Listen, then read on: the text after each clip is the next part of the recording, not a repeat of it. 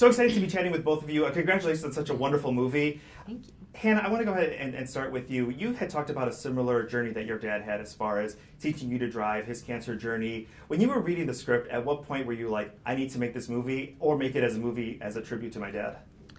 Wow, that's a big question. Yeah, my dad and our relationship is very different, and his illness was much less dire than it is in the movie, but, you know, movies are for drama and life and death stakes, but I definitely related to so much of it. But I didn't know until the end that I wanted to do it because I was just trying to read it and enjoy it at first, but then the end just really, really hit me. And just, I mean, it was such a bold way to start the movie and a very bold way to end the movie, and I thought that was so cool. You get to go on this amazing journey with John Cho in the film, Mia. Talk a little bit about the character of Wally and also being 17 years old, yourself when you were making the movie and kind of relating to the part.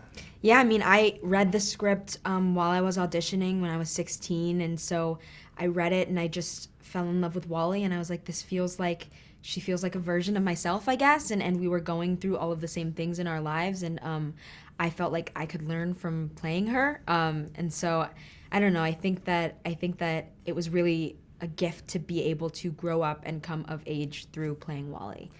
Let's talk a little bit about John Cho. My personal experience is that I interviewed him for one of the Harold and Kumar movies. Oh my gosh. The first time I saw him was in American Pie. So obviously you think of him as this like young, goofy guy in his early 20s, and he's taken a dramatic turn in his career. And obviously with this movie, you get to see him as a dad in a different light. Talk a little bit about casting him, working with him in this role, because I think for a generation of people, they see him as like, a film icon.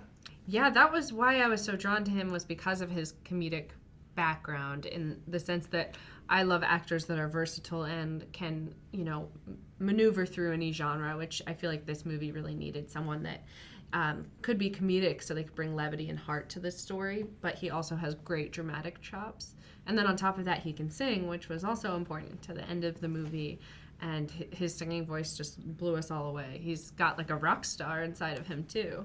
Exactly. And what about for you? Yeah, I mean, well, I was blown away by his singing voice. My reaction in the movie was my real reaction to the falsetto. Yeah, it was falsetto is amazing. Yeah.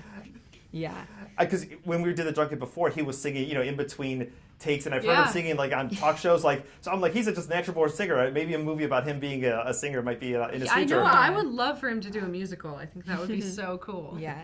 I do want to talk about the relationship between fathers and daughters, because obviously not every situation is a dire situation like we see in this film, but there's something that men can take away about spending time with their daughters, and especially maybe in their teenage years when you're starting to discover yourself. You want to go out with your friends, you might get a first job, but you still have that connection to your parents, or sometimes your parents still want to hang out with you. Mia, let's go ahead and start with you, especially being a teenager. What message do you have after making this movie about maybe spending time with your dad or spending time with your family? Yeah, I mean, I've always put my parents first, but I think playing Wally and watching the movie with my parents really just gave me a deeper appreciation for them, especially as an actor, because my parents put so much into my auditions and into me trying to be an actor, and they were the ones who believed in me before anyone else.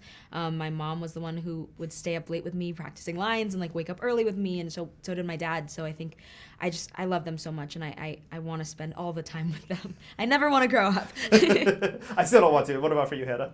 Yeah, I think some advice I would give would be to dedicate time together and time without your phones. Mm-hmm. Like I would.